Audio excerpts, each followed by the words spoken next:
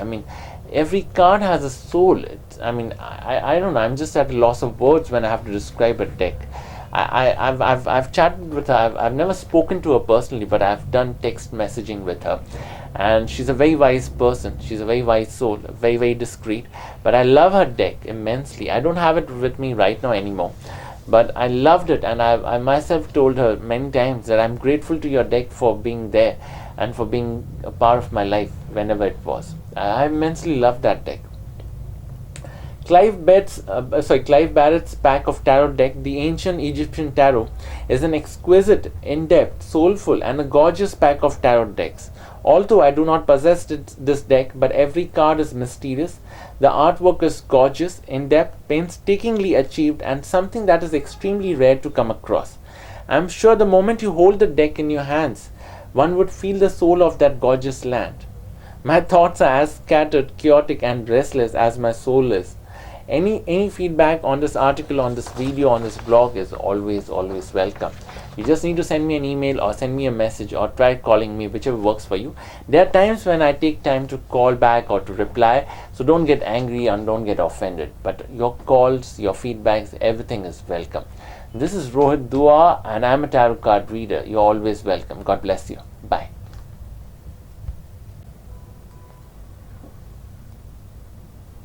My name is Rohit Dua. I'm a tarot card reader. I've been doing tarot reading since 1999. I've published articles online, a couple of them. If you ever have the time, the first thing I would request you is to watch this video till the end and don't disconnect it or don't move on to some other video. Watch it entirely. And if you ever have the time, watch my other videos as well, and also read some of my articles online. All you need to do is go to any search engine like Google. I'm grateful to Google for many things. So what you do is you go to a search engine like Google, you open the web page, and you type in 3 keywords. The first keyword would be my first name, that is Rohit, that is spelled as R for Rotterdam, O for Oscar, H for Hong Kong, I for Indonesia, T for Tango, a space. The second keyword would be my last name, that is Dua, spelled as D for Denmark, U for United, A for Alpha, space. The third keyword would be tarot, T for Tango, A for Alpha, R for Rotterdam, O for Oscar, T for Tango.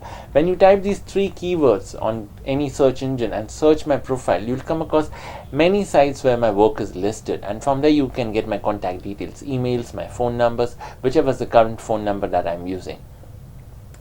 Now, there's so many people who do not know much about tarot, or they do not know what's the use of a tarot reading.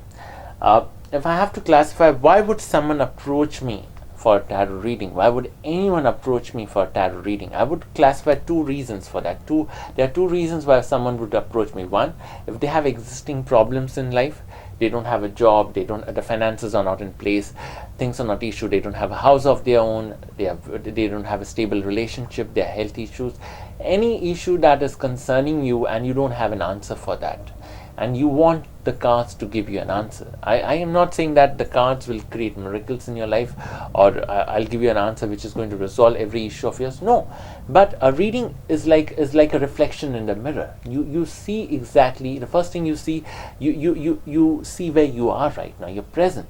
The cards show you where exactly you stand and what the coming 6 months or the coming 12 months have in store for you, and what all you can do. If the cards are negative, then you have to be more cautious. If the cards are positive, you can take a risk. You can be more adventurous. The second reason why someone would approach me is when they are curious or when they are inquisitive to know about the coming days, the coming future. These are the 2 reasons why anyone would be more than willing to approach a reader or a tarot reader like me. I know someone named Peter Fellows. He lives in New York, and I'm grateful to him for many things, for his honest advice, for his suggestions, and I always look forward to his advice, his mails. So he's a gorgeous person. I've spoken to him just once, and he's been very kind to me. He told me there are 3 people or three motives why anyone would approach me, or 3 motives why any client would approach me for a reading, and he was very honest on that, and I respect honest advice. The first thing is anything that they get to know from my reading, anything concerning their personality which they are not aware of but which I make them aware of through my tarot reading. The second motive is anything about the future which they do not know and they can't even imagine, but which I'm likely to know through the cards, and they come to know through the reading. The third motive or the objective is any remedy or course of action that can help them overcome the problems that they are going through, or that can help them achieve what they wish to achieve. So anything related to their personality trait which they are not aware of but they come to know through my reading, and anything that they are not aware of with terms to their life which is going to happen in the coming days, and they come to know through my reading. And the third is obviously any remedy or suggestion which I would give and which would actually help them to overcome that problem, or at least to survive through that problem and make things more comfortable for them. Now, any reading that I do, any tarot reading that I do, has got certain elements, certain factors which are external but they influence the reading immensely. The first is that a reading, any tarot reading, is relative and subjective. When I say relative and subjective is, most of the time when people come to me for a reading, not everything that I mentioned to them at the start they are able to understand. There are things which are subjective, or it seems vague to them, or it seems impossible to them, or it seems that it's not going to happen, but that's something that they are not receptive enough to accept. But you need to understand, a tarot reading is bound to be relative and subjective. It's like a piece of puzzle. It's those small bits of information that comes to you, and you pick that information, use it appropriately and in an optimum manner, and try to make changes to your life. It's like what Carl Jung used to speak about, synchronicity. It's what events happen in your life. There are signs which come up in your life. You make use of those events, and they help you find the purpose in your life. They help you make this journey of existence more comfortable. So every reading is bound to be relative. Every reading is bound to be subjective. It's going to be a gray area. But what is important is you have to be selfish, you have to be objective, and you have to use this subjective information in the most optimum manner. The second is that the cards tell us what they want to tell us and not what we want to know. See, there are times when I may have a particular question in mind and I want to approach a reader. I don't propagate self-reading, honestly, because I haven't done self-reading for years for myself, and I personally believe it's better if someone else reads for you. Okay, if not me, you can go to some other readers, because there's so many good readers online, okay, and out there. But go to a different reader. Don't do self-reading, because let's say if I do a reading for someone else, okay, I'm not emotionally involved with that person. That person is a stranger to me. He's a client for me. So when I do a reading for someone who's unknown to me, or I do not wish to know, or who's just a client for me, I'm not attached to that person. So I can read the cards objectively. I'm not worried about how he feels, how she feels. All I know is that what information the card is giving to me, I need to impart it to that person. So I'm more honest and more focused on the cards. So there are no emotions involved. I don't care how good or bad the reading is. What I care about is giving the entire information to that person and ensuring that he gets the information and it's useful to him. So when you're doing a reading for someone else, it's much more better than doing it for yourself. The same way, when a reading is done, it's not always possible that what you're looking out for is what you get. Let's say if I do a reading for you on your work life, and there are emotional cards, relationship cards which come up. So that means there are aspects of your relationship or emotional life which you need to work on. There could be a relationship which could be there in your work life you are involved with, or there could be some people you are emotionally attached to in your work life, and you need to work on those aspects of your life to make things more easier in your work life. So it's very chaotic at times, but in this chaos you have to find a way. The other thing is the element of accuracy in a reading. See, every card is a visual story. Not every it's like a tapestry of emotions. It's like a tapestry of emotions. It's a visual picture which implies certain events. Every card has got its own meaning and multiple meanings, not just one single meaning. I'll give an example. Let's say if I pick up the King of Pentacles in a reading, if this card is upright, this implies a man who's very materialistic, very business minded, very influential, knows the right people in high places, high contacts, and he's also very good with money. He's very selfish. He loves an expensive lifestyle, but on other people's money. But he is very pragmatic. If he has to do something, he'll go out there and do it rather than think about it. That's how resourceful and pragmatic that person is. But when this card comes up in a reading, okay, I'm just giving you one aspect of this card.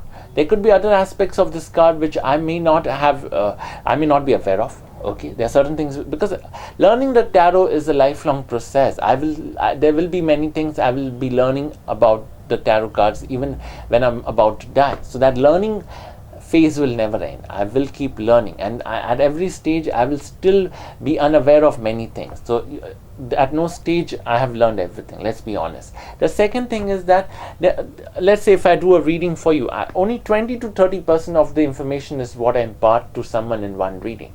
The remaining 70 to 80%, out of which major part of the information is not known to me, some of the meanings are not known to me, a major part of the information could be dormant in my mind. I do know that information, but it has not come to me at the point when I'm doing a reading for you. It's at the back of my mind. It doesn't come, it's not there on the surface, and I don't mention it, so you miss out on that information. So any reading, the accuracy is, at least I personally don't guarantee the accuracy of any reading. Okay. Secondly, out of the 20% information that I impart to the client, only 10% could be applicable. The remaining is not applicable. So eventually what information you get, just 10 to 20% of that could be useful to you or could be accurate to your life. And just because the remaining 80% is not applicable doesn't mean the reading, the cards were wrong. The cards never go wrong. It is the reader, the tarot reader, the medium is the one who makes the error, and it's his or her fault when the reading goes wrong. So you have to take that in mind when you approach a reader. I mean, I'm a human being like anyone else, so I'm blessed with my own share of flaws, my own share of vices which affect my reading at any point in time, and that affects the client's reading or what they listen to in the end. So that's something you have to take into consideration. And there's also something called as code cards. These are cards which imply people in your life, people who could be of help or people who could create some kind of trouble for you. Code cards are cards which are very subjective many ways, but these are cards which imply the influence of people which you cannot ignore. You cannot ignore them. Let's say a Queen of Swords comes up in your life, in your reading. Queen of Swords implies a woman who's gone through a lot of suffering in her life. She's gone through too many relationships. She could be a widow or a spinster or someone who's been through many unfulfilling relationships, because every man that she has loved or trusted has made use of her, has taken advantage of a situation and stabbed her on her back and moved on. Queen of Swords is a woman who survived. She's a survivor. She's extremely resourceful. She's a woman who can get things done like no one else. But when it comes to her emotional life, her personal life, her emotions, she's disastrous. But this woman, if this card is upright, could be someone who can create miracles for you, because she knows how to survive and tackle difficult situations. So she could be an asset if the card is upright. But if the same card is reversed, this woman could be a nuisance for you. She'll go out of her way to create trouble for you. So you need to understand, the card is, every card has got its meaning, but what it implies varies from the situation and the person and the readings that we go through.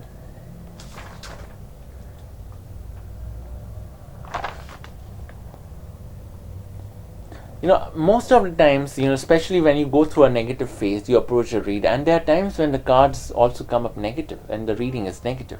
But just because the reading is negative doesn't mean you have to be disappointed with it or it cannot be useful to you. No, even a negative reading is very much useful to you.